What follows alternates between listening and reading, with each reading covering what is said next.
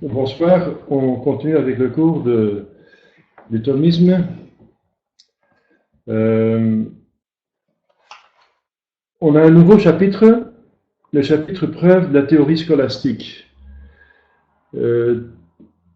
Si vous n'avez pas le texte du cours, vous pouvez le trouver facilement sur mon site. Pour ceux qui sont nouveaux.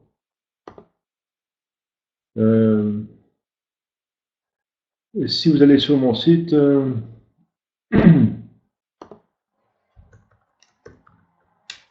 Scapurex,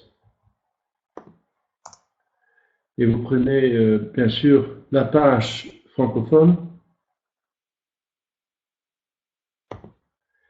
et là vous prenez les cours philosophie, voilà,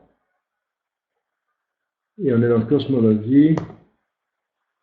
Alors au début de la page, en haut de la page, vous avez un lien qui vous amène vers le livre qu'on étudie, tout simplement. Voilà. Je fais ça pour vous, c'est plus facile. Voilà. Donc je vais vous donner le lien dans le chat. Je n'ai pas suivi le chat là. Le lien, il est par ici. Voilà. Donc je vous donne le temps de le télécharger, ceux qui ne l'ont pas. Et on commence à la page, maintenant aujourd'hui, on a vu 127, la majeure d'une thèse, et on était en train de voir la mineure. Donc la thèse, c'était qu'il y a un ordre dans le monde, inorganique. La mineure, or les caractères de cet ordre sont inexplicables si l'on admet dans les êtres corporels une finalité immanente. Alors la conclusion devrait être, on va voir ça plus tard, puisque toute tendance d'origine extrinsèque est incapable d'assurer la stabilité de l'ordre cosmique, il est indispensable que dans les entrailles mêmes des êtres corporels, donc immanents, il y a une cause immanente, dans les entrailles mêmes des êtres corporels, réside un principe régulateur de ces activités et de ces rencontres ordonnées qui, par leur renouvellement incessant, constituent le cours de l'univers. Voilà. Donc,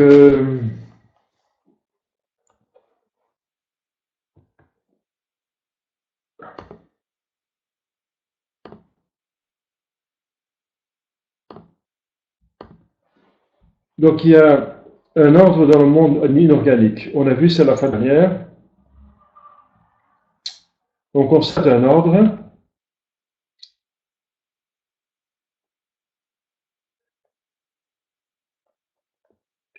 Et on était à la mineure. Page 127, numéro 97-97. La mineure est donc, comme je viens de dire, la mineure. Or, les caractères de cet ordre sont inexplicables si l'on admet, dans les êtres corporels, au-dedans, une finalité immanente. Immanente, ça veut dire justement manere, ça veut dire demeurer, ça veut dire à l'intérieur, immanente. Alors, première interprétation, le mécanisme matérialiste. Pour les anciens atomistes, donc les Grecs, Leucippe, Démocrite, Épicure, et en général pour les matérialistes modernes, qui ont repris donc les idées des primitifs, là, des premiers philosophes grecs, tels que D'Holbach, Haeckel et Büchner. Donc ils ont des noms allemands. Aucun principe de finalité, aucun principe, pardon, n'oriente les activités naturelles de la matière. Donc ils nient la cause finale. Et finalement, ils vont donc nier Dieu aussi, parce que Dieu est la cause finale par excellence. La dernière cause finale. Donc la plupart sont des athéistes, des athées.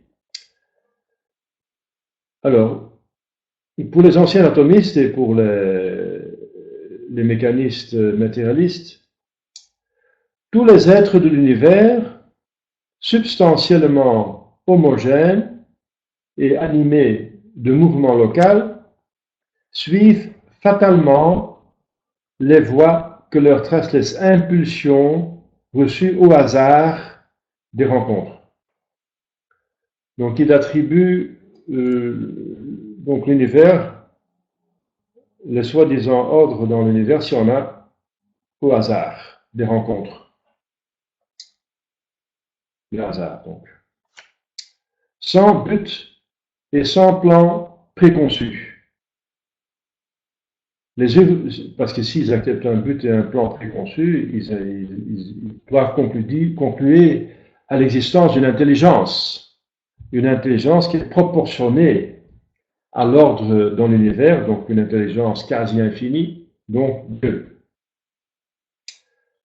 Donc ils refusent tout ordre final et tout plan préconçu.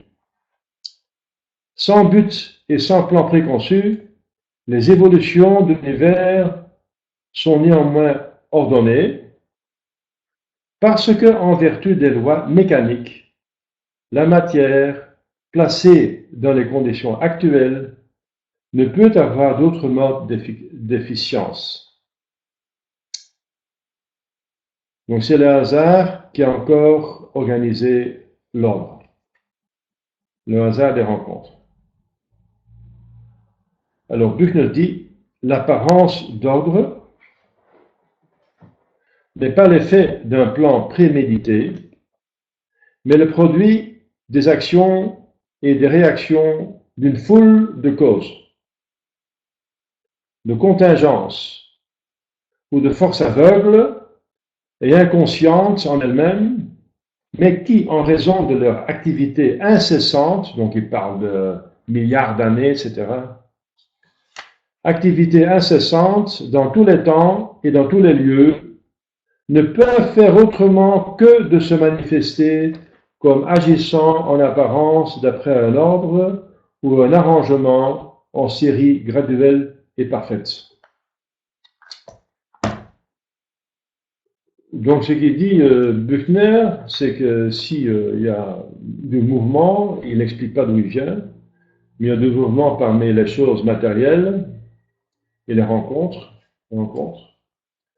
À un certain moment, il y a un ordre qui va s'établir. Encore faut-il expliquer d'où vient la matière et d'où vient l'impulsion et le mouvement. Ça, ils n'en parlent pas actuellement. Alors, vous comprenez que les thomistes ne vont pas accepter cela. Et la critique thomiste est que cette explication matérialiste est manifestement insuffisante. S'il n'y a, comme on le soutient, ni en dedans, ni en dehors de l'être, aucune poussée vers un but déterminé, si tout se fait à l'aveugle, d'où vient que dans ce tourbillon des activités matérielles, toutes les actions s'ajustent à la mesure de l'ordre cosmique. C'est incroyable. Si on voit par exemple le corps humain, l'appareil digestif, le mécanisme le fonctionnement du cerveau humain, la plus grande merveille matérielle dans l'univers, c'est le cerveau humain. N'est-ce pas? L'œil humain, n'est-ce pas, qui est beaucoup plus perfectionné que la caméra la plus perfectionnée qu'on a pu inventer jusqu'à présent, etc. Donc, la circulation du sang, tout un mécanisme, l'ADN, etc. Donc il y a plein de fonctionnements qui sont l'essence, qui sont des choses très subtiles, c'est pas seulement l'œil, mais l'ouïe, etc. Tout ça, ça vient par hasard selon eux. Donc c'est pas raisonnable. D'où viennent, dit Dr. Ness, cette convergence harmonieuse, ces rencontres appropriées à la reproduction des types spécifiques et au bien de l'ensemble. Donc la reproduction, c'est aussi un fait, n'est-ce pas, chez les plantes, les animaux, les hommes, et même dans le monde immatériel, il y a des générations et générations. Il y a des choses qui disparaissent et qui sont changées, transformation en d'autres, selon des lois bien déterminées. Dire que chaque cause produit fatalement son effet, ce n'est point indiquer le pourquoi de l'orientation constante de tous les agents corporels vers le bien individuel et général. Pour la réalisation de l'ordre actuel, une seule voie est ouverte aux activités de la matière. Pour le désordre, au contraire, il y en existe des milliards d'autres. Pour un ordre, il y a une seule voie, celle de l'ordre, justement, qui est ordonnée, qui est en ordre, qui est déterminée par l'ordre. Et le hasard, il va dans des milliards des possibilités infinies. Infinies à cause des combinaisons possibles. Tous les êtres matériels qui existent, il y a des milliards d'êtres matériels et l'interaction entre des milliards d'êtres, des milliards de minéraux, de plantes, d'animaux, etc. C'est encore plus que des milliards de possibilités.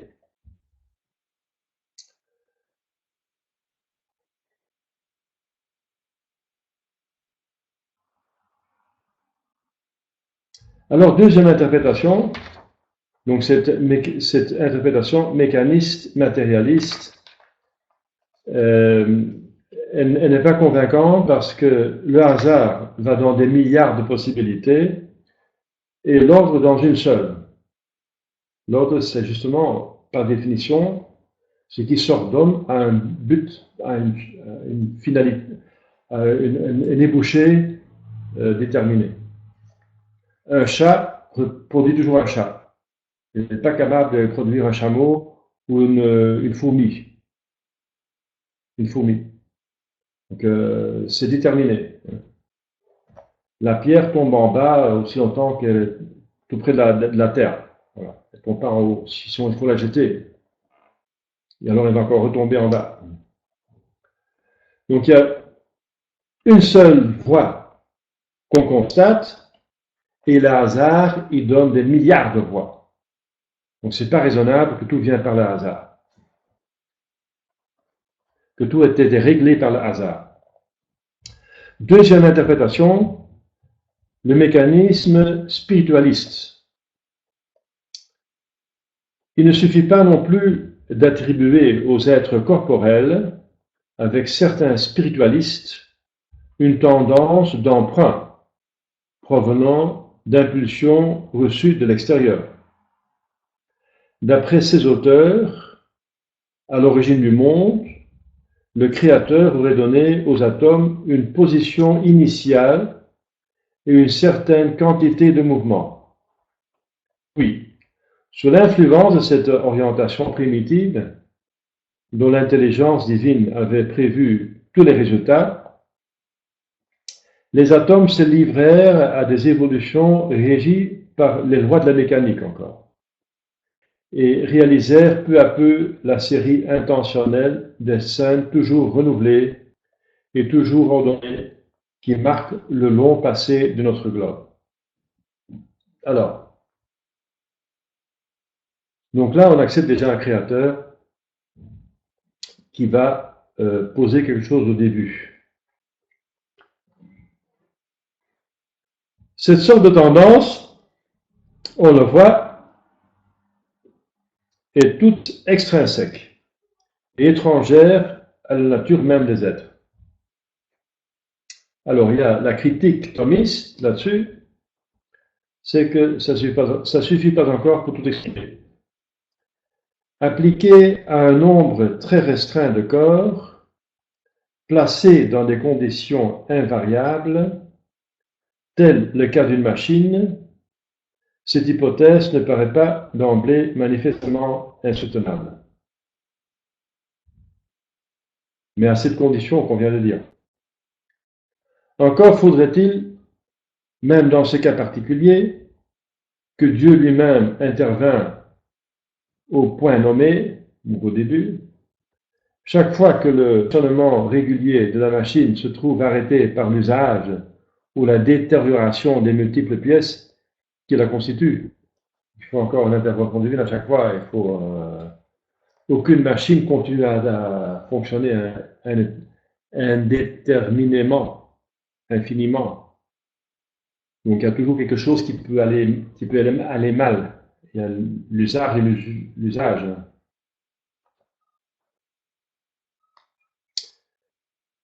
L'insuffisance de pareilles finalités extrinsèques devient évidente quand il s'agit d'un processus réel du monde inorganique. Donc si on va dans la réalité, c'est beaucoup plus compliqué que des conditions invariables. Une machine déjà prête, déjà bien faite. En réalité, c'est tout autrement. Supposons en effet, pour nous borner à un exemple, que les affinités chimiques dérivent d'impulsions purement mécaniques. Donc on va prendre les affinités chimiques et on va nier une finalité qui est immanente à l'intérieur. Donc tout est purement extérieur, vient du dedans. D'évidence, l'homme avec ses puissants moyens d'action, tels la chaleur, l'électricité, aurait bientôt changé le point d'application de ces énergies primitives et imprimé aux atomes des orientations totalement nouvelles dont il est aisé de voir les funestes conséquences. Rencontre fortuite de corps jusqu'ici indifférents ou sans affinité mutuelle, modification profonde dans les constitutions des composés, variation illimitée des espèces. En fait, rien n'est plus variable et plus mobile que l'impulsion mécanique. Le vaste domaine de la chimie deviendrait alors un chaos où se réaliseraient, au grand préjudice du régime de notre globe, les combinaisons les plus fantastiques. Et on constate qu'il n'en est pas ainsi. Qu'il y a comme un ordre qui s'impose par la construction intérieure des molécules et des atomes.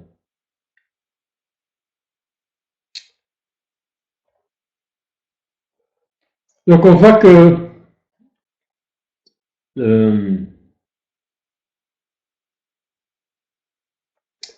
cela ne correspond pas non plus, cette deuxième interprétation, avec la réalité. Alors, conclusion, la première théorie dit qu'il n'y a pas de finalité du tout, la deuxième qu'elle est purement extérieure. Eh bien, il faut conclure, puisque toute tendance d'origine extrinsèque est incapable d'assurer la stabilité de l'ordre cosmique, il est indispensable que dans les entrailles mêmes des êtres corporels réside un principe régulateur de ces activités et de ces rencontres ordonnées, qui par leur renouvellement incessant constituent le cours de l'univers. Donc il y a une loi à l'intérieur des choses. Par exemple, à l'intérieur de l'eau, il y a la loi que c'est constitué de H2O, et pas par autre chose, pas par n'importe quoi. C'est une loi que c'est composé par de l'hydrogène et l'oxygène, et dans cette proportion une partie et deux parties, H2O. H2O. Donc. En d'autres termes, il faut attribuer à tout corps inorganique une finalité immanente, parce que cette composition, elle va avoir l'influence dans l'agir, le comportement de la chose. Et le comportement, ça mène toujours à une ébauché, ça aboutit à quelque chose. Et c'est comme la finalité. Donc, alors on peut dire c'est fait pour ça. Dans son agir, ça se meut vers cet état ou cet effet. Ça s'appelle la finalité. Il faut attribuer à tout corps inorganique une finalité immanente, en vertu de laquelle il tend, en premier lieu, à conserver les traits distinctifs de son espèce. Donc le premier but, c'est conservation de soi-même.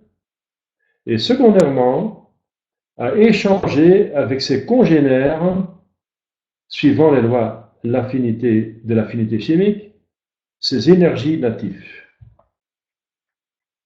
Donc, il y a conservation de soi-même, il y a une tendance pour se conserver, donc il faut une force pour décomposer, s'il n'y a rien qui influe là-dessus, elle reste soi-même, la chose, mais elle a aussi un comportement envers les autres, selon ses énergies natives. L'eau se comporte autrement envers son environnement que le feu. Voilà. Alors encore une explication de cette mineure. Les mineurs qui étaient, je répète, les caractères de cet ordre sont inexplicables si l'on admet dans les êtres corporels une finalité immanente. On va encore l'expliquer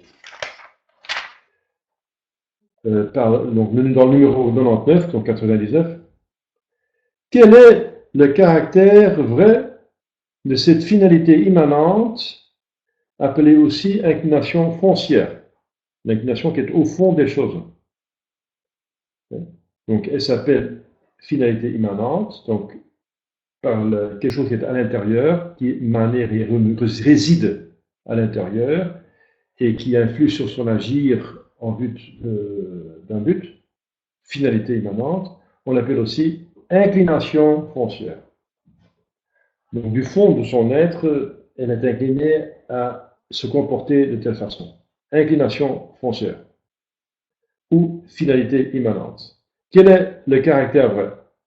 Donc le philosophe a toujours cherché dans les réalités les plus profondes, les causes les plus profondes de tout ce qui existe. Donc quel est le caractère vrai? Le plus grand défaut de toutes les opinions jusqu'ici parcourues fut de supprimer toute connexion naturelle entre la substance des êtres et les groupes invariables de propriétés qui différencient entre eux, soit les corps simples, soit les corps composés du règne inorganique. Donc, il y a une loi très profonde, fondamentale, qui est la correspondance entre la substance et les propriétés essentielles. Donc, si on déconnecte cela, on nie cette correspondance, alors on va tomber dans l'absurdité. En contradiction avec la réalité qu'on constate. Ce divorce entre la substance des êtres et les propriétés essentielles. Et si on accepte ce divorce prononcé, les substrats matériels deviennent fatalement indifférents à l'égard des propriétés inséparables de leur état d'isolement.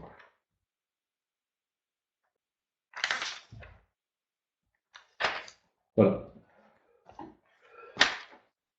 Donc il y a une indifférence entre le substrat, donc la substance, et les propriétés inséparables de leur état. On voit quand même qu'ils ont des propriétés, les choses, mais alors ça n'appartiendrait pas à la substance de la chose, à ce qu'elle est. Donc, finalement, c'est absurde, c'est contre tout ce que nous connaissons de l'ordre matériel. Mais il y en a encore qui le préconisent. Et l'on se demande en vain comment l'atome libre d'hydrogène ou d'oxygène réapparaît toujours avec le même signalement invariable. Donc si l'eau est décomposée par une influence d'électricité, par exemple, donc la foudre tombe dans une rivière, ce qui peut arriver, alors il y a de l'hydrogène, oxygène qui se dégage, eh bien cet atome d'hydrogène, oxygène, toujours la même comme elle était avant. Comment expliquer cela? Si donc les propriétés de l'atome ne n'appartiennent pas à ce qu'est l'atome, c'est-à-dire à l'origine, à la substance. Le comportement de l'hydrogène n'appartiendrait pas à l'hydrogène, la substance, l'hydrogène. Alors, c'est absurde, c'est presque évident pour tout le monde, comme ça. Il y en a qui le préconisent. Donc l'indissoluble union en un faisceau unique de cette multitude de caractères physiques, cristallographiques et chimiques, tous indépendants les uns des autres, demeure donc un fait inexpliqué aussi longtemps qu'on s'en place pas à cause dans l'unité substantielle des êtres. Les propriétés de l'eau appartiennent à l'eau. Si on ne s'appartient pas à l'eau, on ne peut plus expliquer d'où viennent ces propriétés et qu'elles apparaissent toujours quand on voit de l'eau, qu'elles ont toujours les mêmes propriétés. Or, demander à la substance eau par exemple, la raison de ces groupes différentiels de propriétés, de ces inclinations dont les affinités expriment si bien le caractère électif, c'est souscrire en même temps aux vues thomistes sur la diversité spécifique des corps simples et composés. Voilà. Donc si on a de bon sens attribue à l'eau, à la substance eau, l'essence existante eau, matérielle, les propriétés de l'eau, alors on arrive au thomisme. Il serait en effet contradictoire de faire reposer sur l'homogénéité des substrats la diversité de leurs manifestations accidentelles.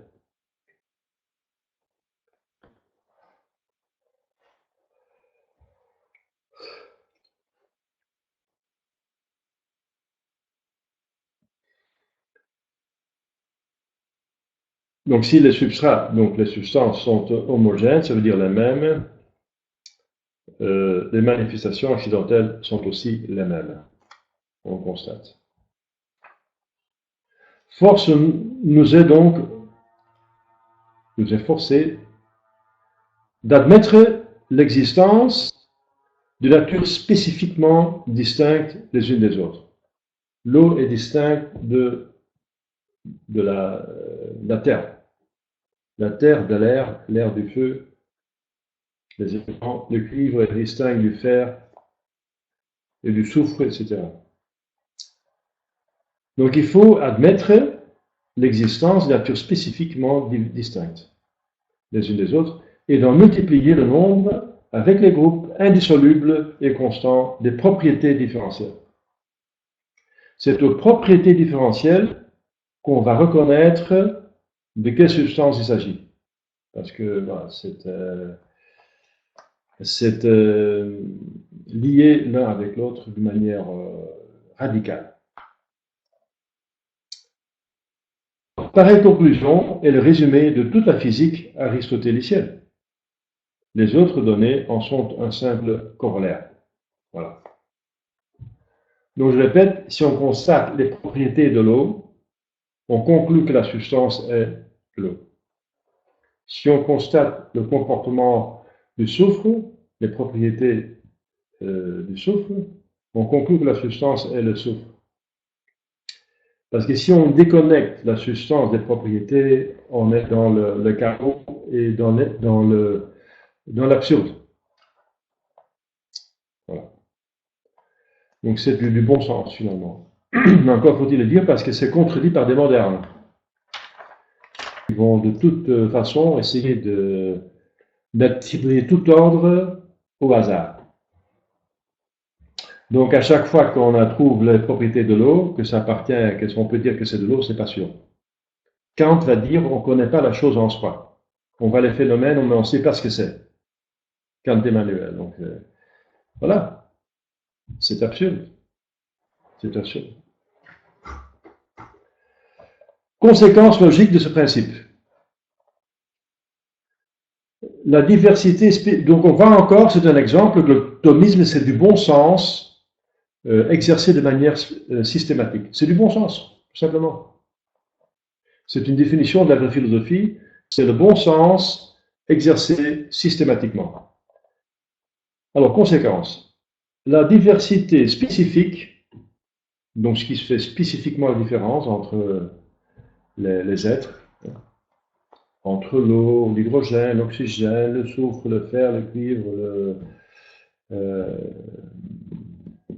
l'or, l'argent, etc., le carbone.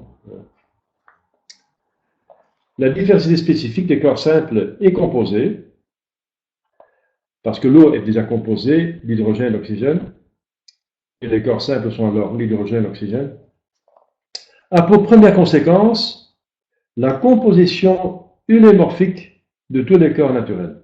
Eulémorphique, c'est un nom grec. Eulé, ça c'est la matière, et morphe, c'est la forme. Eulémorphisme. Donc tout est composé de matière et forme. Affirmer que les générateurs revêtent dans le composé une nature commune, un même état substantiel, c'est dire en même temps qu'ils sont dépouillés de leur empreinte spécifique antérieure et revêtent une empreinte nouvelle d'où résulte l'espèce. On a déjà vu ça avant, mais c'est encore décrit maintenant de manière très, très claire. Ça veut dire que l'hydrogène et l'oxygène, par exemple, perdent leur spécificité d'hydrogène et d'oxygène une fois qu'ils sont mis ensemble et forment de l'eau. Ils n'ont plus la propriété pure de l'oxygène, hydrogène et oxygène, mais elles ont la propriété de l'eau. Elles sont dépouillées de leur empreinte spécifique antérieure et revêtent une empreinte nouvelle, celle de l'eau. D'où résulte l'espèce eau, dans ces cas-ci. D'autre part, si la transformation n'est ni une création par Dieu, je veux dire à partir de rien, ou création au sens large de quelque chose de nouveau plutôt une génération, une chose, il n'y a ni une transformation ni une création, donc il dit ici création, ça veut dire au sens large. Au sens strict, ça veut dire faire quelque chose à partir de rien. Dans le sens large, ça veut dire qu'une nouvelle chose est générée. Composition. Décomposition en composition. Une nouvelle chose n'est ni transformation ni création. Transformation, c'est à partir de quelque chose. Création, au sens strict, c'est à partir de rien. Ni une annihilation d'être, c'est que l'être tourne en rien, ce qu'on constate nulle part. On constate nulle part que quelque chose devient rien. C'est de fait. Mais on peut considérer la théorie, la possibilité théorique. Donc je reprends la phrase. D'autre part, si la transformation n'est ni une création, ni une annihilation d'être, il faut bien que sous le principe fixatif de l'espèce réside un élément substantiel et indéterminé qui puisse servir de substrat réceptif aux nouvelles déterminations essentielles. Donc la transformation des choses Là, par exemple, l'hydrogène et l'oxygène devient l'eau, par exemple, une transformation des choses. Mais ni une création, ça veut dire que ça vient de rien, de Dieu, ni une annihilation d'être, ça veut dire que la transformation, c'est quelque chose qui existait, mais qui devient rien. Donc, c'est pas quelque chose qui vient de rien et qui vient quelque chose de rien, ou de quelque chose qui est quelque chose et qui retourne au rien. Alors, il y a quelque chose qui demeure. C'est ça qu'il veut dire. Il faut bien que sous le principe fixatif de l'espèce réside un élément substantiel et indéterminé. Indéterminé parce qu'il est déterminé par le processus du devenir. Il devient quelque chose. Donc avant, il n'était pas encore ce qu'il va devenir. Donc il était encore indéterminé. Eh bien, c'est ça que ça s'appelle, on appelle la matière. Les scolastiques avaient donné à ces éléments intégrants de substance le nom de matière première et de forme substantielle. Donc la forme substantielle, c'est ce que la chose devient, et la matière première, c'est le fond qui est passé d'une autre chose à une autre chose. Par exemple, le bois, c'est de la matière avec la forme bois. Eh bien, si on met de feu, on l'approche à un agent fort, le feu, eh bien, le bois est donc pas anniquilé parce qu'il est changé en autre chose. Donc, il est changé en cendre et en fumée et en chaleur. Donc, c'est une transformation. Donc, les cendres viennent du bois. Du bois est la matière et cendres sont la matière. Mais la forme est changée. Cette matière avait la forme bois et après la forme cendre. Donc, la forme a changé, la matière est demeurée. Oui. Donc, on parle de matière première qui avait une forme. Cette forme a été changée par un agent et il a reçu une autre forme. Transformation. Qui se fait par deux choses. La matière qui est transportée d'une forme à l'autre et la forme qui est perdue et une autre forme qui est reçue par cette matière. Voilà, le ulémorphisme. Le rôle du principe spécifique, d'une préspécifique, ça veut dire donc la forme qui donne la spécificité, se trouve donc lors nettement tracé. En donnant au corps son actualité foncière et sa nature distinctive, donc la cendre ou tout ce qui est devenu, par exemple, le diamant. Le diamant est composé à partir de bois, du charbon, par des pressions énormes, etc., des influences de la terre. Donc, d'abord, c'était du bois, les bois, c'est du charbon, et puis c'est devenu donc un diamant. Donc, donnant au corps son actualité foncière, diamant, et sa nature distinctive, diamant, la forme déterminée, diamant, du même coup, le caractère, donc la forme détermine du même coup le caractère des propriétés accidentelles qui en sont la résultante obligée. Voilà. La forme, par exemple des diamants, ça porte en même temps des propriétés accidentelles. Par exemple, la dureté du diamant, une propriété donc qui est propre, c'est le cas de dire au diamant. Elle les maintient dans une indissoluble union, parce qu'elle est avec la matière leur source commune et la raison nécessitante de leur apparition. Donc cette forme fait l'indissoluble union de ce qui est donc diamant, parce qu'il est composé de plusieurs atomes, etc., de carbone, etc., de C, hein, carbone, et d'autres éléments, aussi hydrogène, carbone et hydrogène.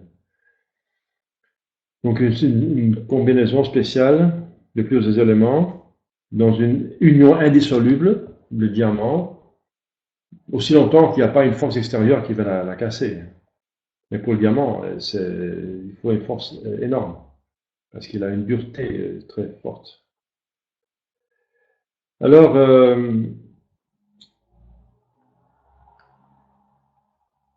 à elle, enfin, revient la mission d'incliner le corps et ses multiples activités vers la fin individuelle, donc à la forme. La forme des cendres ou bien du diamant ou de toute autre chose, ces propriétés, elles vont déterminer aussi la tendance, la fin de la chose individuellement.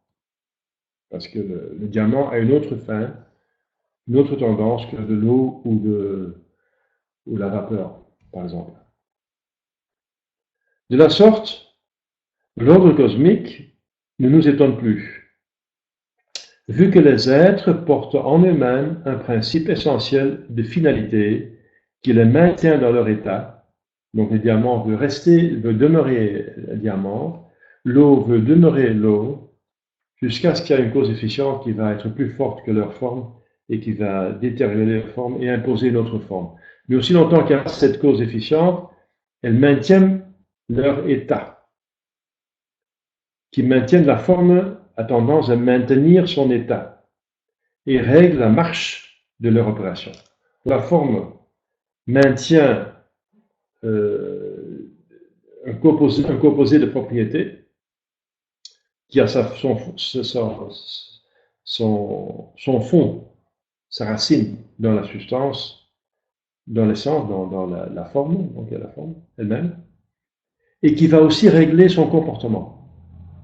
Donc la forme règle les propriétés les essentielles et même accidentelles, mais les accidentelles peuvent changer facilement. Mais en tout cas, par exemple, que le mur a une couleur, ça appartient à son être. Mais qu'il y a telle couleur, ça c'est plutôt, oui. Ça peut appartenir à sa nature. Par exemple, la couleur d'un diamant déterminé est spécifique. Hein. Il ne peut pas changer de couleur, le diamant. Le diamant en couleur blanc, ou bien bleu, vert, ou jaune, rouge. Mais une fois qu'il a cette couleur, il garde cette couleur. Donc maintiennent donc leur propriété et aussi leur comportement. Donc la forme règle l'existence, fait exister la matière dans une certaine forme, un certain être qui est la substance, par exemple le diamant, impose des propriétés bien déterminées, qu'on appelle les propriétés essentielles, et qui impose aussi, qui règle un comportement prédéterminé. Elle règle la marche de leurs opérations. Donc la forme détermine la propriété et détermine l'agir de la chose.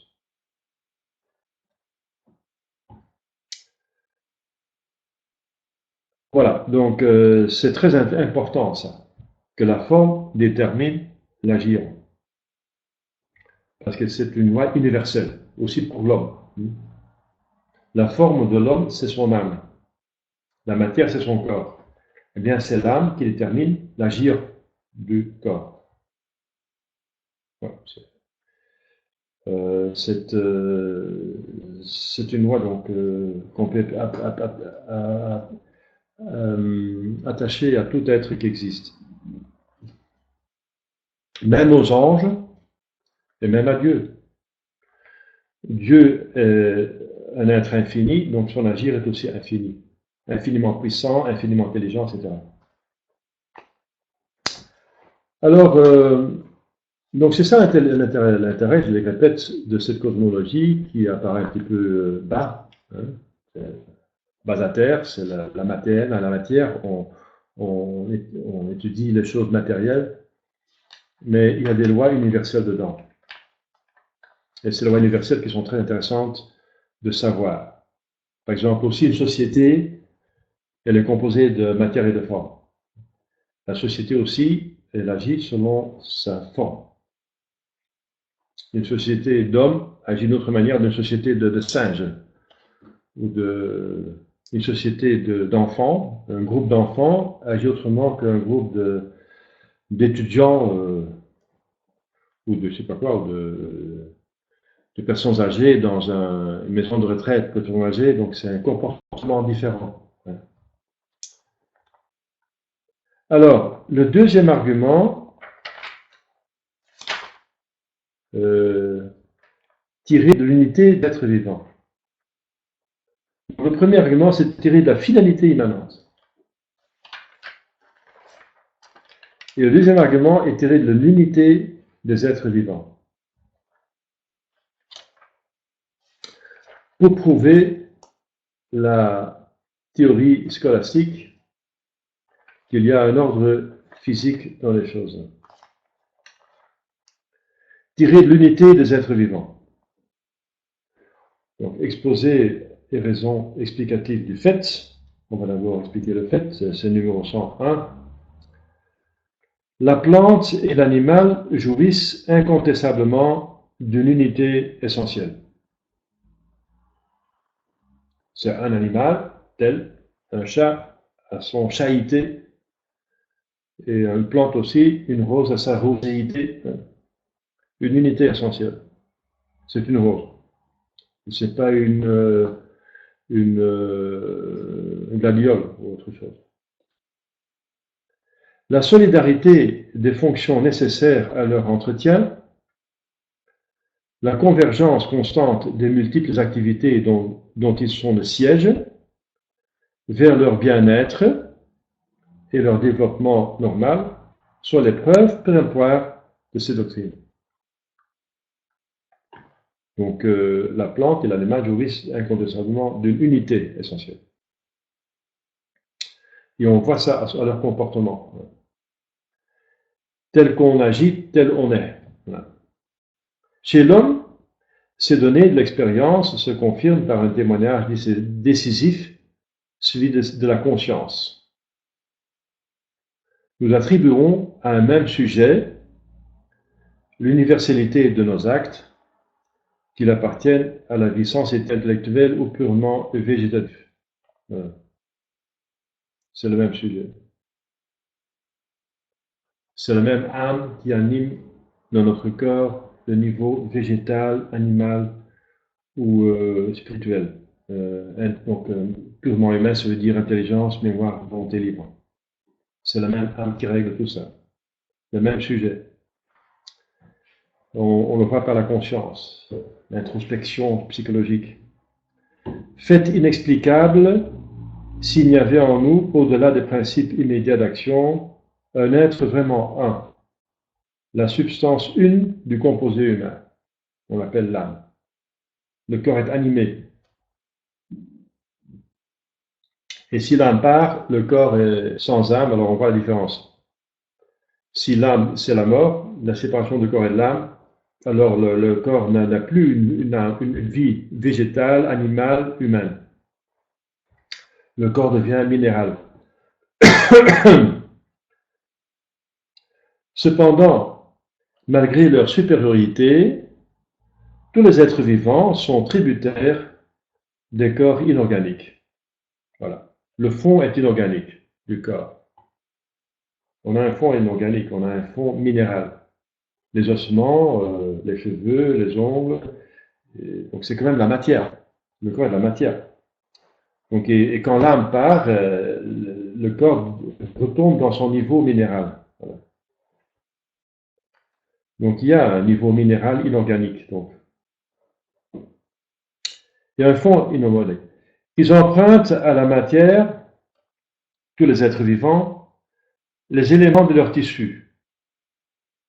La preuve, c'est qu'on mange des choses mortes qui nourrissent notre corps. des minéraux, etc. Tout ce qu'on mange, la plupart des choses ne sont pas vivantes. Pas vivantes. Bien sûr, si on mange la salade est encore quelque part vivante, elle n'est pas totalement morte, mais comprenez ce qu'on veut dire. Une pomme de terre cuite, c'est morte. Hein.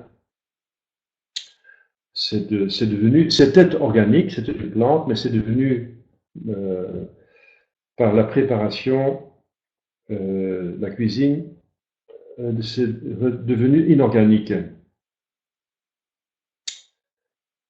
Et en tout cas, dans le processus de digestion, même les choses, par exemple, si on mange une carotte crue, qui est encore quelque part vivante, par le processus chimique à l'intérieur, elle va perdre sa vie, elle va transformer.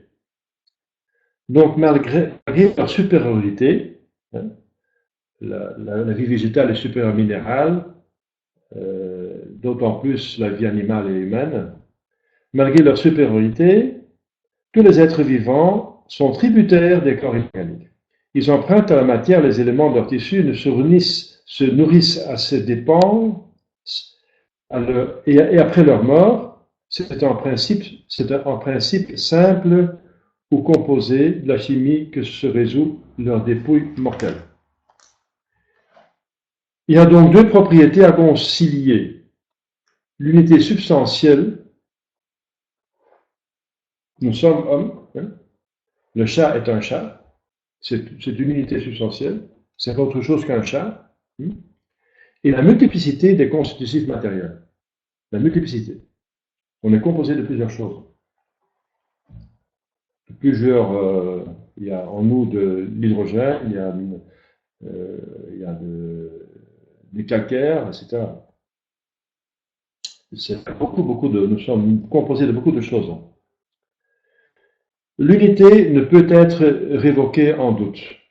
Il s'agit bien d'une chose, mais composée, mais bien d'une chose. C'est un homme, c'est un chat, c'est un arbre, c'est une fleur, etc. C'est évident. D'autre part, elle est manifestement incompatible avec la persistance actuelle des multiples individualités atomiques ou moléculaires qui ont concouru à sa formation. Cette unité. Cette unité n'est pas possible si tous les composants restent eux-mêmes. Si l'oxygène et l'hydrogène restent soi-même, il ne peut jamais devenir l'eau. Il va perdre quelque chose soi-même pour devenir l'eau. L'homme lui-même, en tant que composé, deviendrait une colonie dont les multiples activités se partageraient entre l'âme et les millions d'atomes constitutifs du corps. Ce qui est absurde, qui va contre l'observation. Pour éviter la contradiction et sauvegarder à la fois l'unité essentielle des êtres doués de vie, il faut donc attribuer à tous les corps du monde matériel, donc corporel, matériel, sensiblement perceptible, une constitution dualiste qui leur permette de subir les métamorphoses profondes, de se dépouiller de leurs traits spécifiques et partant de leur être propre en échange d'un état substantiel plus élevé. Donc tous les composants vont perdre quelque chose pour devenir corps humain. Le pain qu'on a mangé ce matin, le beurre, etc., a perdu sa spécificité pour devenir notre chair, notre sang. C'est évident. Plus élevé parce que le corps humain est plus élevé que voilà, le beurre ou le pain. Alors l'unification de toutes ces parties intégrantes par un seul principe vital, qui est dans ce cas l'âme humaine. Dans le cas d'un chat, ce n'est pas une âme, mais c'est un principe vital de chat. Hein. L'interdépendance mutuelle de toutes les activités et leur concours harmonieux tout s'explique sans peine. Si c'est unifié par l'âme, par le principe formel qui tient la matière ensemble et qui l'anime et qui détermine ses propriétés et son avion. Nous revenons ainsi à la composition ulémorphique de la matière et à toutes ses conséquences relevées plus haut. Donc, deuxième argument tiré de l'unité des êtres vivants. On a passé l'heure, donc je vais donner l'occasion de poser des questions. Voilà. Donc il y a quelques personnes qui ont suivi. Très bien. Si vous avez des questions, vous pouvez les poser. Je pense que c'est assez clair. Hein. C'est bien expliqué et c'est du bon sens. Et c'est à la portée de notre expérience. S'il n'y a pas de questions, on va vous dire au revoir et demain il y aura un cours de spiritualité, si vous voulez bien. Au nom du Père et du Fils et du Saint-Esprit, ainsi soit-il. Je vous salue Marie, pleine de grâce, le Seigneur est avec vous. Vous êtes bénie entre toutes les femmes et Jésus, le fruit de vos entrailles, est béni. Sainte Marie, Mère de Dieu, priez pour nous pauvres pécheurs, maintenant et à l'heure de notre mort, ainsi soit-il. Au nom du Père et du Fils et du Saint-Esprit, ainsi soit-il. À la prochaine.